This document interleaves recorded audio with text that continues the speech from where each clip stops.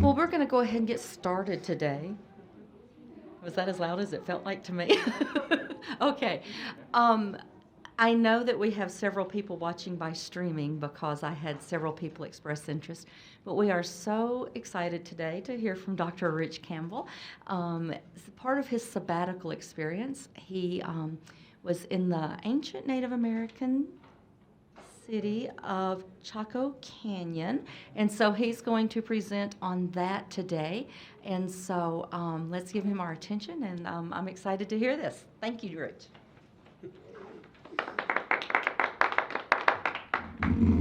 Thank you. Can you hear me? Can you hear me if I'm over here? Yeah. Over here? A little less. Hi everyone, I'm Rich Campbell.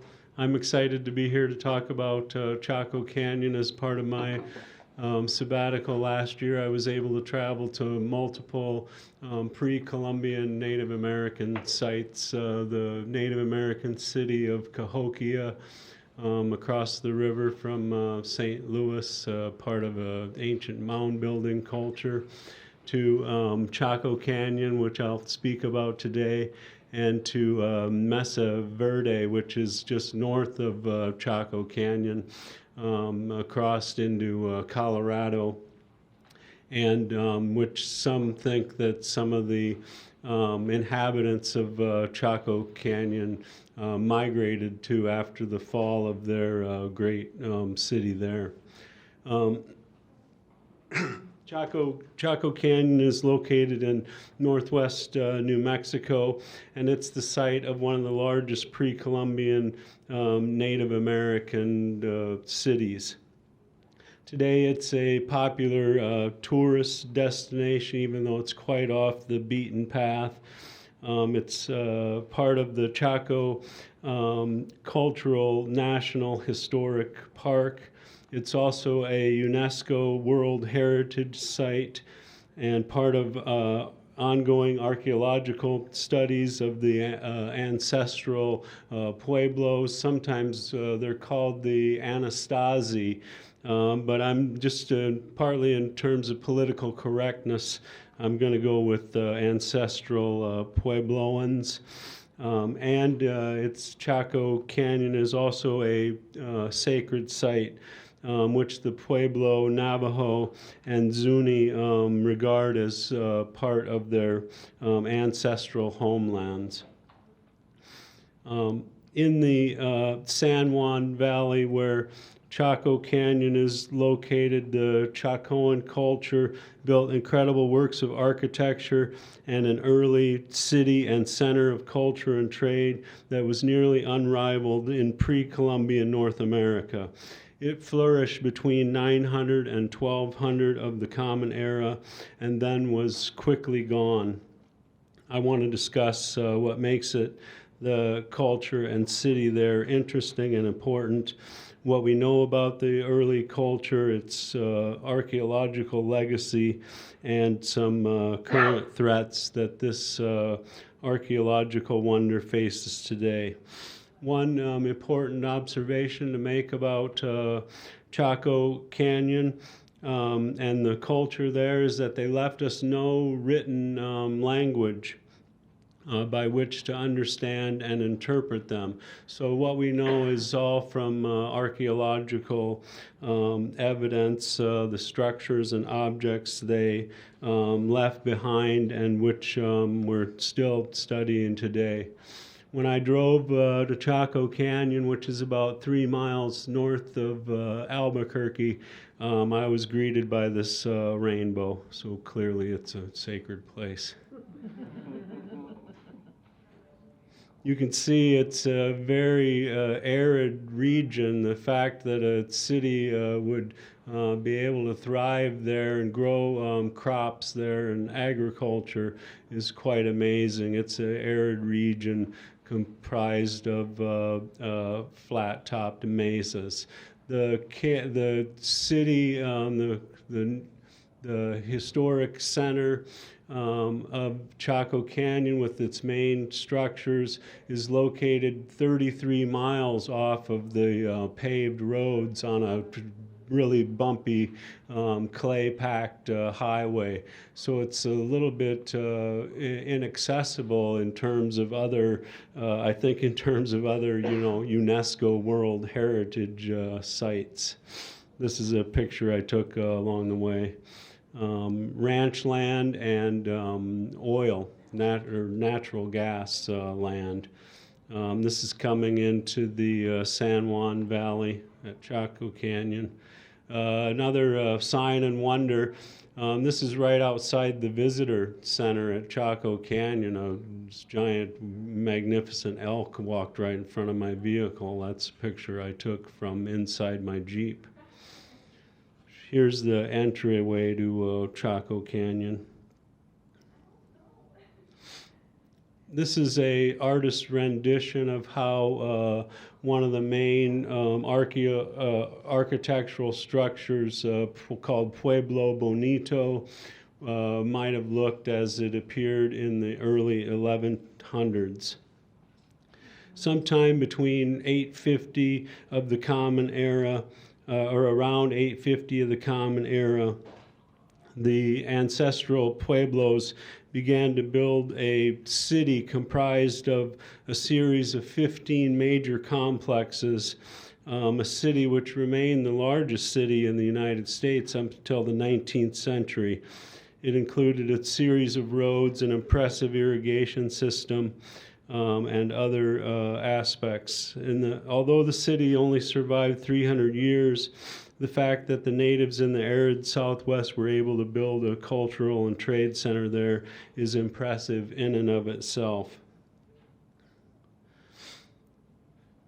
Before the rise of what's called the Chaco phenomenon, the people in this area of the country, the technical term for them is the archaic or early basket makers, were a nomadic hunting and gathering culture descended from Clovis big game hunters who migrated to the region about 10,000 BC.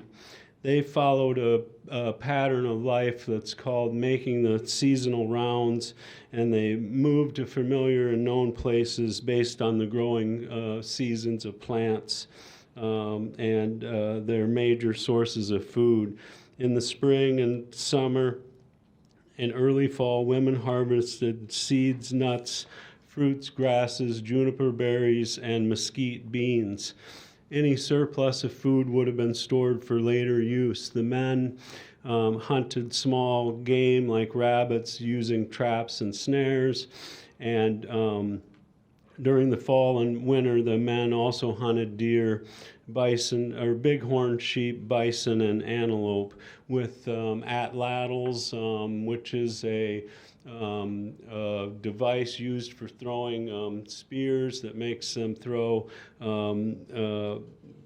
harder and stronger and farther, and darts like bow and arrows. They lived in pit houses, in rock alcoves, in open brush shelters, and lean-tos. This slide is an example of how their homes would have looked when they first began to have permanent structures. The structures were made by digging a shallow basin and then building a frame of wood over the top of the basin. The frame would then be covered with brush and an earthen daub or mud, basically, that act as a sealant of the shelter. It's an early version of adobe-style structures. Rocks would have sometimes been placed around the base, and fire pits inside, and a hole through the roof to heat the home if necessary. Over time, the natives, here's a couple other examples. This is a picture I took at Mesa Verde, which is, as I said, just north of Chaco Canyon, of a early home there, reconstructed a pit house there. Over time, the natives in the area began to grow agriculture themselves and therefore to remain more stationary, and they relied on floodwater or floodplain agriculture to grow corn, beans, and squash, the three sisters, if you will, for Native Americans. After about 250 of the Common Era, permanent structures began to emerge in the region as better growing seasons and better agricultural practices emerged. Of course, the villages got larger and more stable, and eventually this increase, this agricultural boom, if you will, led to a big population increase and a transition from these small single-family adobe pit house type structures to larger, more of what we would think as adobe-style structures today, or buildings we would today call pueblos. Around this time, I'm sorry, I'm falling behind on my slides. Here's an example of early kind of model of early pueblo structure.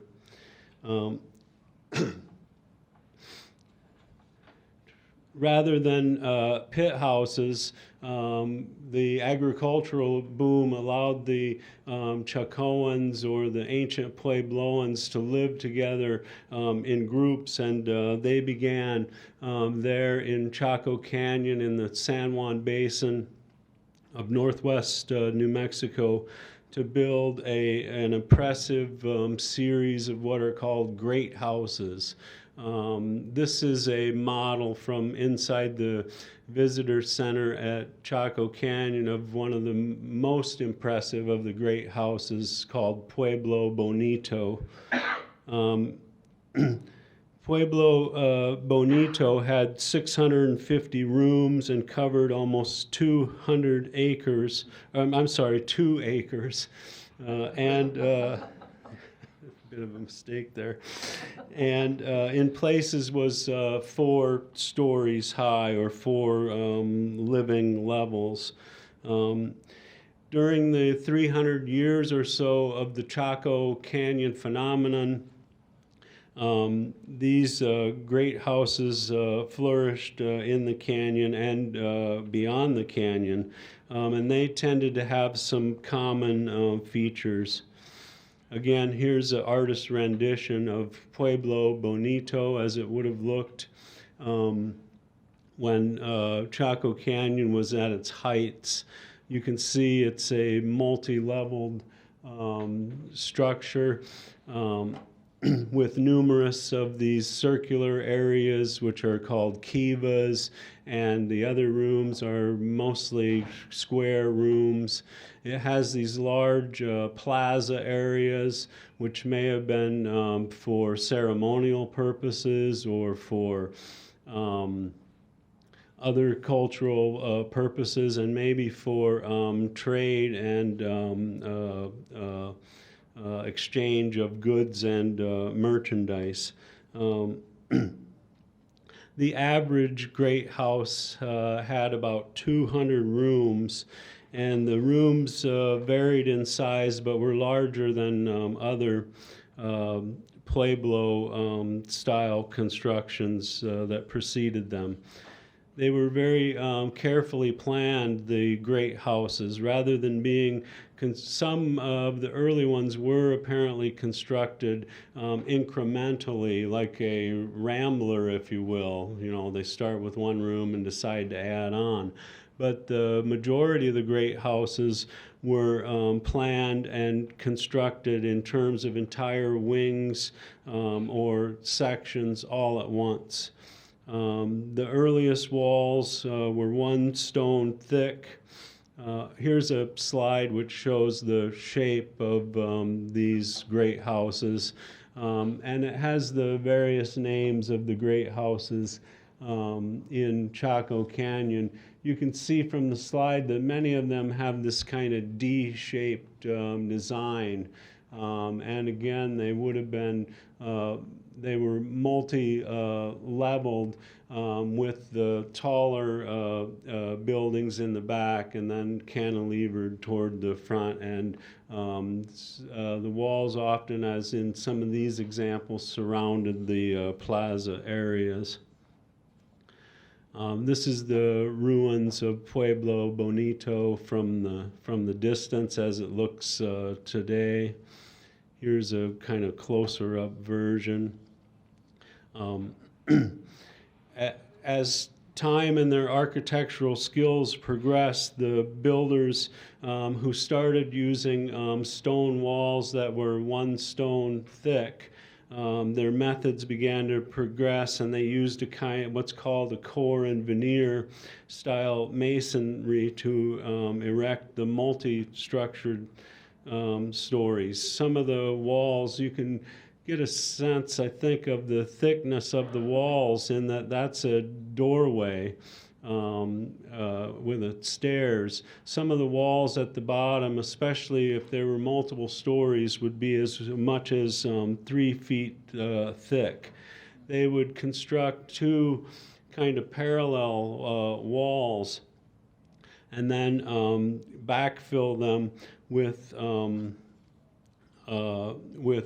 clay mortar, and oftentimes they would have beams, wooden posts in the center of the 2 walls to allow for greater sturdiness and verticality. The walls were covered in a veneer of small sandstone pieces, which were pressed together into a layer of binding mud. They made for, as you can see on these walls, very distinctive patterns, and very much like some kind of limestone landscaping we use today. This is a view from slightly above of Pueblo Bonito.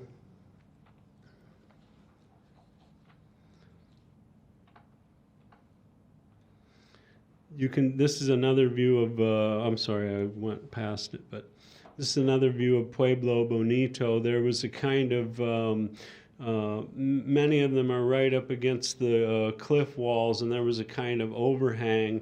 Even in the days when Chaco Canyon had thrived there were signs that the natives had tried to buttress up this overhang and prevent it from falling on the back wall of Pueblo Bonito, but eventually it fell and crushed part of the back wall.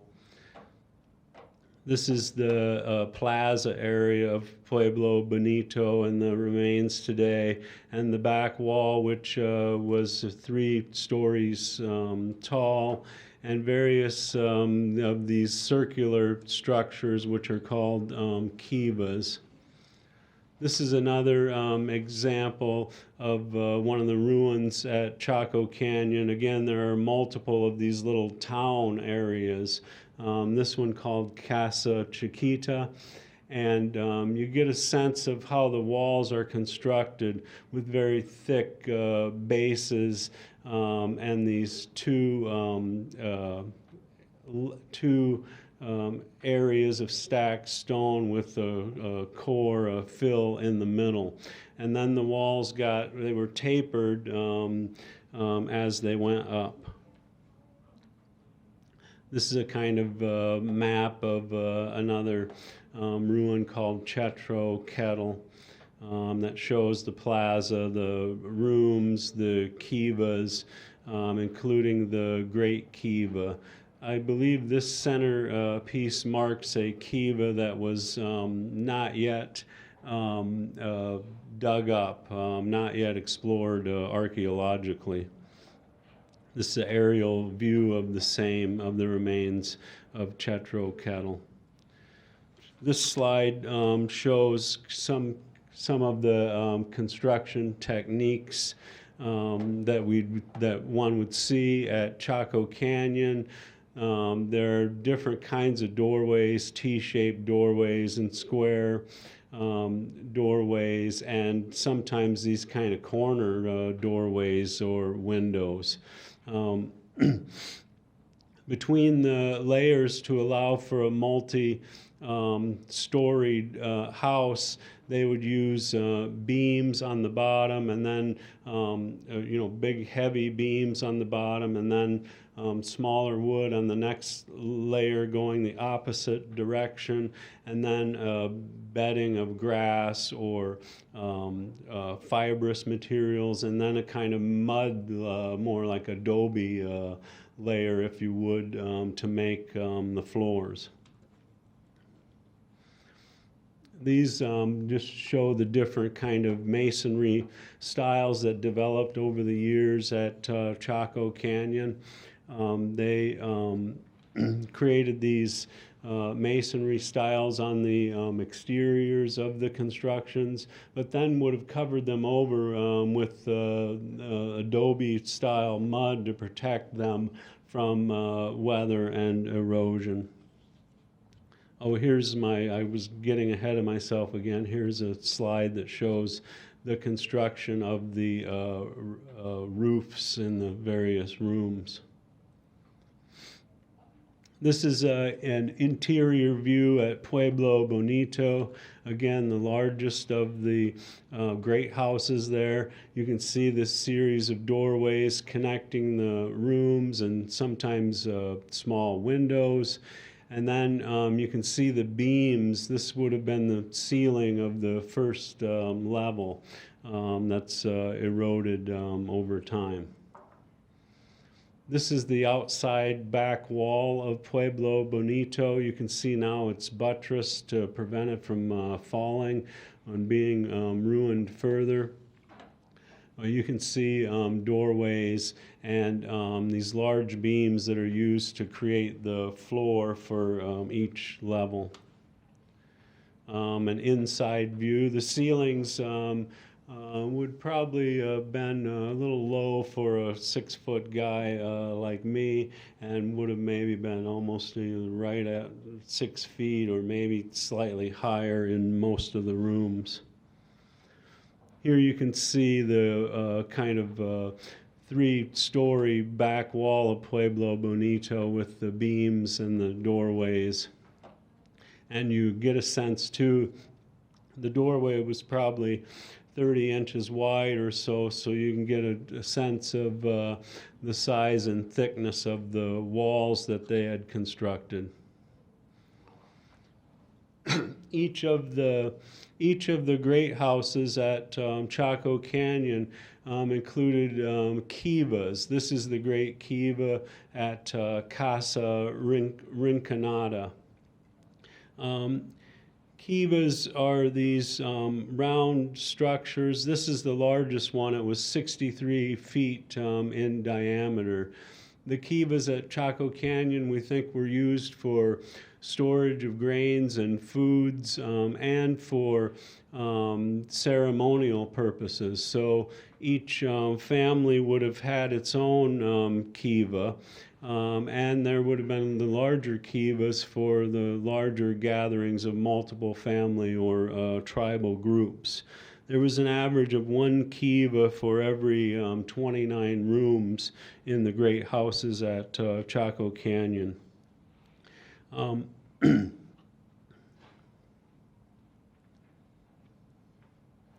Here's a slide that shows the construction of the kivas.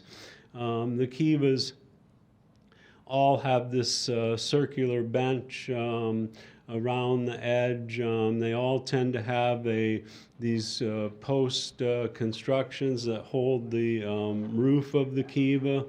They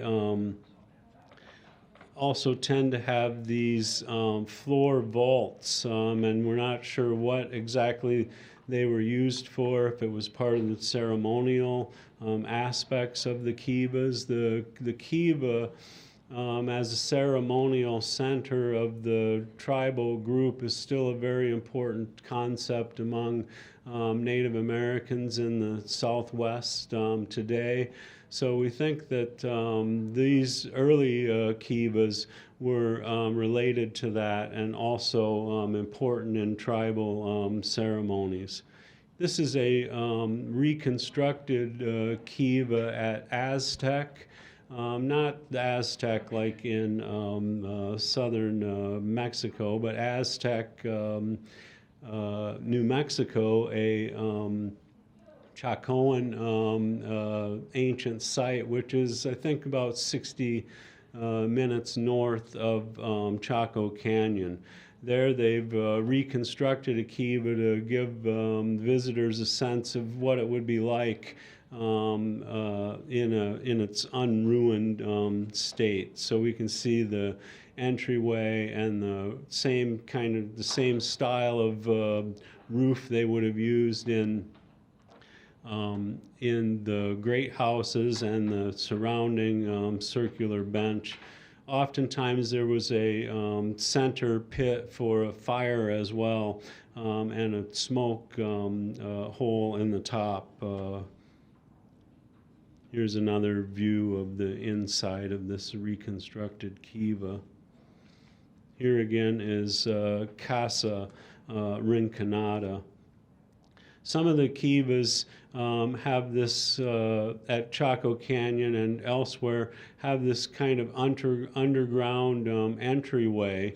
Many of the Puebloan tribes have origin stories that involve the immersion of men and women from the earth itself.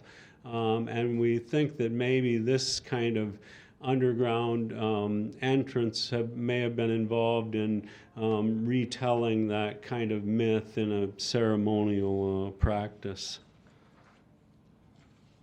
Dr. Campbell, Yeah. is there any, do you have any pictures of their water source? Because you say it's in the arid area. How did they get water? I'm getting there. You're You're way ahead of me, Dr. Nuga, as usual. I am getting there though, if I get that far. So you can see I can get going. Let me talk a little bit about what an achievement this is to in a nearly prehistoric time to build these incredible cities of stone, which would have taken millions of rocks, which would have to be hauled to the site, cut and shaped and erected. It would have taken an estimated 200,000 coniferous trees in the construction of the great houses just in the main part of Chaco Canyon. And there are like 70 outlier Chaco villages that also use the same construction style. The trees, the big logs would have had to been cut the year before, stripped of their bark, left to dry for a time because they're so heavy, left to dry so that they would not be as heavy, and then hauled onto the site. So it's quite the feat of civil engineering and planning, which shows a highly specialized and advanced people. Sometime around the year 850, there, as I mentioned, there was some kind of population boom that was partly possible due to the fact that in this area of the country, which is quite arid today, there was, during this 300-year period, a bit more rainfall than there would have been today. So that allowed the growing of crops. They had no use of the wheel, no domesticated animals to haul logs and rocks and such. All the work would have been done by hand.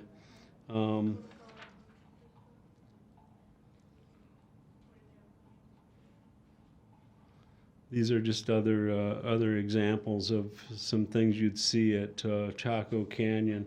Another amazing feature of interest to scholars about Chaco Canyon is the system of prehistoric roads that they created there in the San Juan Basin that led to Chaco Canyon. The roads are marked here in the yellow, and the red dots indicate different Chacoan great houses. So here in the center is the park itself, but each dot represents another ancient Puebloan city. And I suppose as all roads lead to Paris, they seem to have designed it so that all of the main roads lead toward the Chaco Canyon, which suggests that Chaco Canyon itself and the communities there, maybe especially Pueblo Bonito, the largest of the great houses there, was the center place of this early civilization. Maybe as I'll discuss shortly, maybe a place of trade, maybe the site of the leadership of the ancient culture. We're not completely sure, but they, instead of just using trails to lead to the Chaco Canyon, they built roads that are depressed into the landscape so much that they can be viewed now with the aerial satellite technology and mapped by that means. They built roads that are scraped flat and packed with caliche beds. Some of them have low rock walls on the sides, and some of them are as much as 30 feet wide. Some of the roads are, or the average roads were about anywhere between 12 to 20 feet wide. And it raises many questions. Why have this elaborate series of road when everyone's traveling on foot? It's not like there's a lot of traffic on the highway. They built more than 400 miles of these roads that, as you can see, radiate out from Chaco Canyon itself. There's a lot of discussion about the Pueblos, ancestral Puebloans' worldviews, and the notion of the four cardinal directions, in that the largest of these roads, which is called the Great North Road, there's the Great North Road and the Great South Road. But the roads themselves are set up almost on a axis of east-west, north-south. So the question becomes, did the roads themselves signify something, or were they just a way to get to Chaco Canyon, a road of distinction leading into this great ancient city? Here's another map. Here is Pueblo Alta in Chaco Canyon, and this map is meant to just show how straight these roads are. They didn't build the roads around the right. This is an area of the country that has great big huge mesas. They didn't build the roads around the mesas. They built the roads to be straight, and when they came to a mesa, they built a stairway, as we see in the picture here. Oftentimes they would build big earthen berms up to the part of the side of the cliff, and then etch in stairways so that the road could continue on and go straight, rather than just taking the road around the mesa.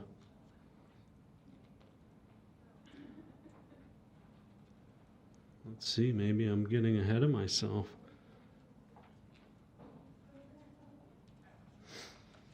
There's a lot of discussion as well about issues of cosmology. Many of the great houses are astronomically aligned, as maybe we think of Stonehenge as being. That when it's time for the solstice, for instance, or the equinox, the sun will line up with certain windows and doorways in Chaco Canyon, and there's discussion of whether the ancient Puebloans were like other early cultures able to use the sun as a guidepost to help them with their planting and farming.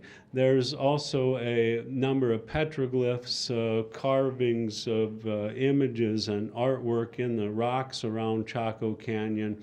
And one of them seems to depict a big star, and then next to the star is a moon, a kind of the sliver of a moon. And there's a lot of discussion of whether or not that depicts a asteroid event during a certain year. The scientists say that the moon would have been in that kind of waning phase when that occurred. There's another rock formation called the Sun Dagger there, where when the light shines on this rock at a certain time of year, it makes these dagger images in the these dagger shadows of light in the rocks around these cosmological kind of images. So there's a lot of discussion about whether the ancient Chacoans were advanced astronomically and used that kind of knowledge and what they used it for.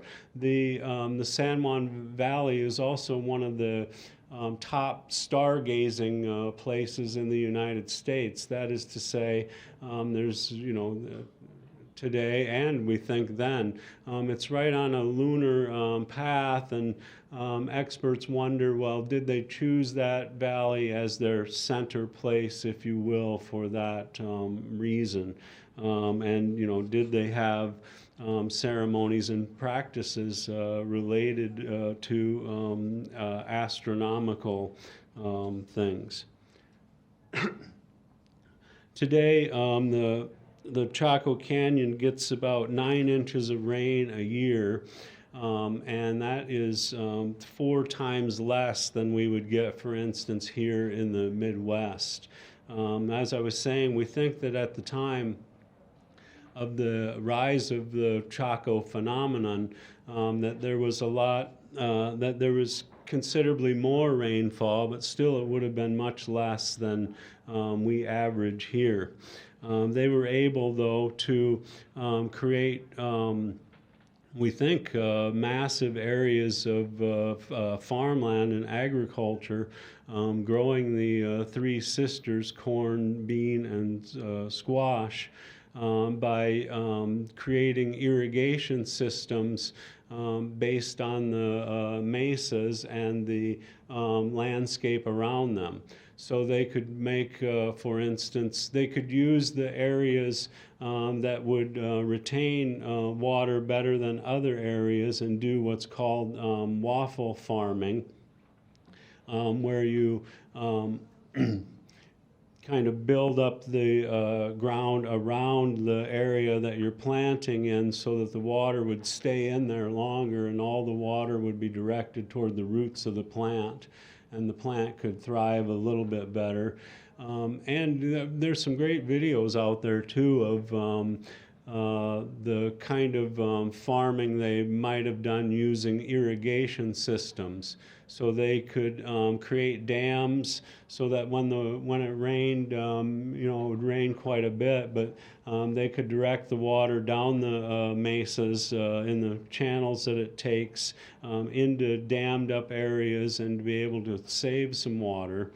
And they could also have various gates and areas where they could open channels for the water. In this film, this great movie I watched, it was very memorable that when it rained, all the men would leap into action and run out to where the rain is coming down, and they would open various gates. So I'd run out and open this gate, and it would flood into that field. And when that field got enough, we would close that one off and use the next channel and flood that area. So an elaborate kind of civil engineering system to direct the water where they needed it to be. We think as well that Chaco Canyon was an important trade center, especially for turquoise. There's a lot of turquoise as mining, as you may know, down by Santa Fe. And much of the turquoise that was found in the archaeological digs of Chaco Canyon, authorities think was mined by near Santa Fe, but some of the other turquoise, as we see in this picture, may have come from farther afield. These are turquoise beads from early excavations of Pueblo Bonito. Oh, I got ahead of myself again. Sorry, I'm looking for a map that's not there. Around 200,000 pieces of turquoise were excavated from the ruins of Chaco Canyon. And some of them were found in graves and apparently used as for burial, decorative burial purposes. But we think also that Chaco Canyon may have been a center of trade for other reasons. For instance, this is the remains of a copper bell. Copper would have to be brought in, and probably the bells themselves would have been brought from Mexico up to Chaco Canyon. But a number of bells were found, 41 bells were found in Chaco Canyon. The turquoise and the bells may indicate a kind of elite leadership class in Chaco Canyon, in that these would have been very rare and important items, and mark a person of distinction. This is an excavation picture of the remains of pottery found in Chaco Canyon. And this archaeologist, Patricia Crown, has been working to unravel the mystery of chocolate and its importance to a civilization that once inhabited Chaco Canyon. She discovered by testing these shards of these vessels that, like some of the Mesoamerican cultures before them, the Chacoans may have had a ceremonial use of cocoa. The Mesoamerican cultures would use it in important ceremonies, and they would make this kind of frothy beverage from the cocoa and use it in the ceremonies. And there's some speculation, or she believes the Chacoans might have had similar ritual practices.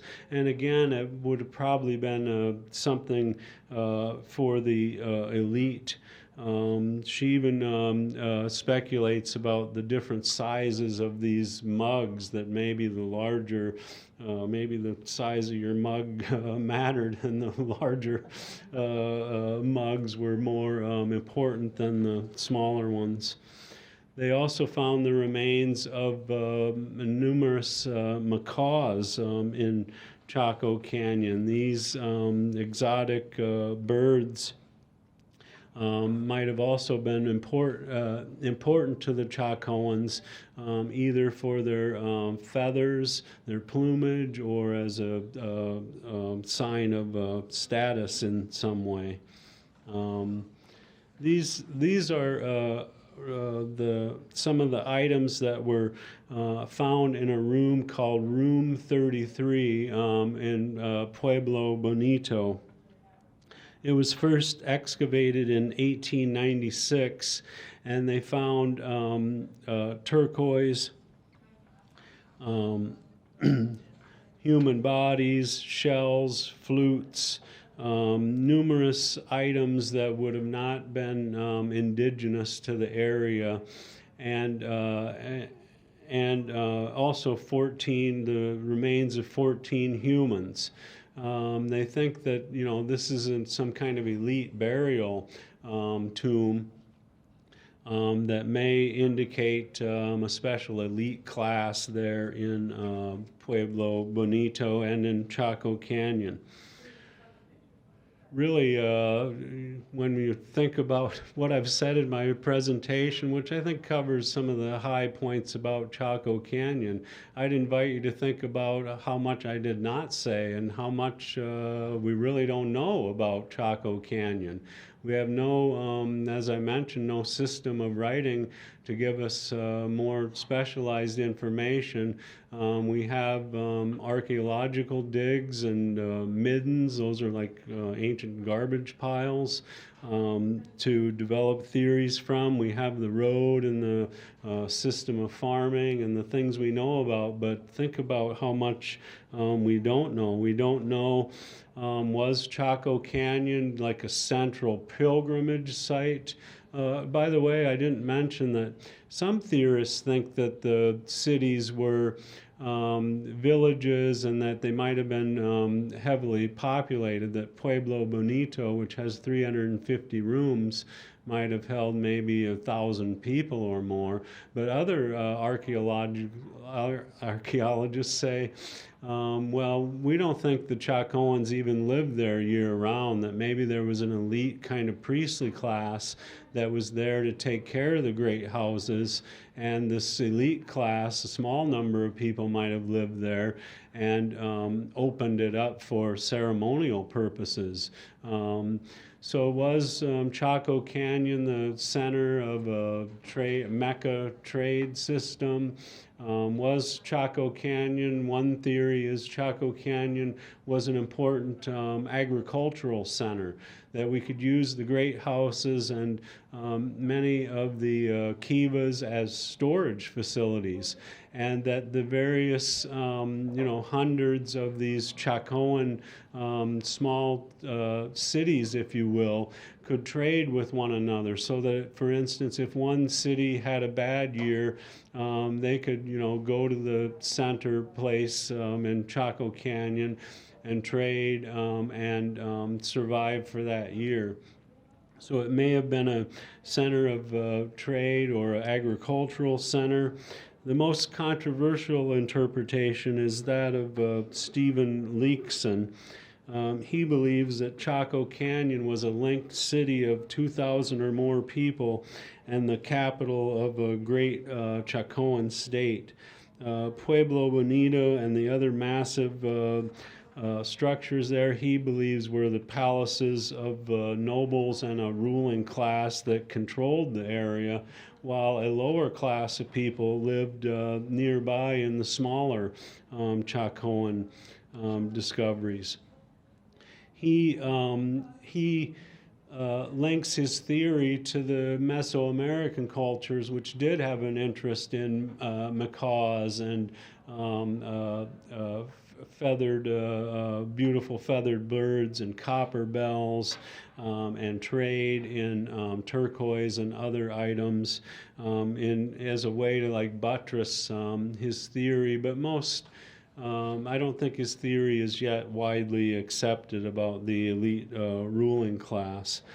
Sometime around 300 years or so, 350 years after it began, the Chacoan system began to decline, we think because drought, that this period of more rainfall in the area ended, and there began to be a series of droughts that caused the ancient Puebloans to move away from Chaco Canyon, and or deforestation. That is to say, they used up all the trees nearby, and in doing so, they hurt their ability to hunt small game in the area, and hurt their food supplies.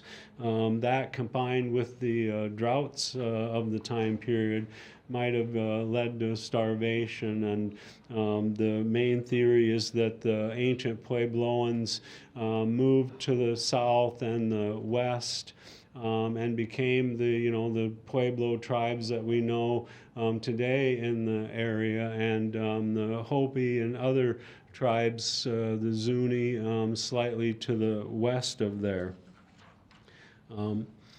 There's controversy now about Chaco Canyon involving the production of natural gas. That part of New Mexico is one of the main repositories of natural gas in the United States, and there's been a lot of mining and frack mining in that area for decades. And it's begun to infringe upon the Chaco lands. Now there's a moratorium on drilling on the federal lands in the area for 1 year, and there's a bill in process now that would limit the mining in a 10-mile radius around Chaco Canyon.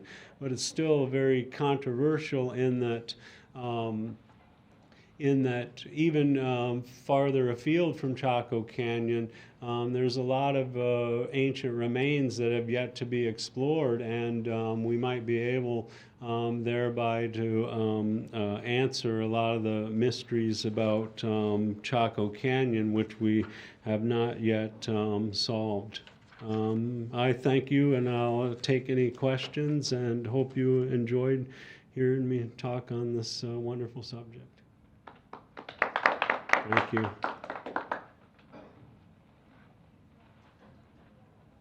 Yeah, Keith.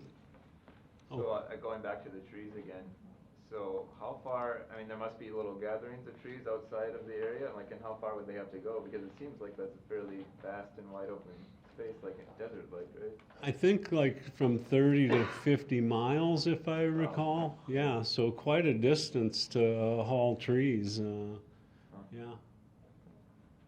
Are there any current archaeological digs there? Did you see archaeologists? And I didn't see any when I was there, but it is, New Mexico is really a land that where there's a lot of history in the ground, and it's so huge that much of it remains unexplored. Even some of the sites, the great houses in Chaco Canyon, have not yet been explored archaeologically. So yeah, hopefully we'll learn a lot more as time goes on. Which one of those are the round things there? Are they bracelets or bones? I think they're bracelets. Yeah, yeah. maybe made of Bones. yeah, I mean, Yeah, bracelet bones. yeah. There's the map. Oh, I didn't get to my drilling slide. Damn it. And there's the picture. It's amazing, isn't it? Yeah, it's incredible. Yeah, when you go there, I must say it's almost not as incredible in that it's ruins today. So you have to really, it's an act of imagination, in a sense, to imagine, to consider what it would have been. Do you think they used paint and everything too? That one artist's rendition of that round room or whatever was all tan. But do you think they used more, you think it was more, I mean, if they like those birds and everything with all the colors, do you think they had lots of Yeah, dangerous stuff, or? I would like to think so, but it's hard to speculate, in that, we don't have any proof. We saw though, you saw in their mugs, their pottery shards were elaborately decorated, so I would think they would have. And if you know the Southwest tribes, the Pueblo and Hopi tribes are very visually spectacular, in a sense, and beautiful. And I, personally would like to think that that's a descendancy of the ancestral Puebloans. Did they, use Kachina dolls too, like the Hopis did? And were there any, things like that you saw too? Again, I would like to think so. And the great kivas, were often in contemporary times are often part of the induction into the Kachina societies that the Pueblos and other tribes have. So I would like to think so, but again, we don't know. We just don't have any evidence. So they thought too, like the Hopis did, that they're like the mud people, like Yeah. that they were thinking. Yeah, they an were coming- emergence, an emergence origin myth. Yeah. Thank you. Thank you, guys. That's great. Thank you, Rich. Very, very That was very educational. interesting. Yeah, Thank you. Thank you. this is another possibility. Yeah.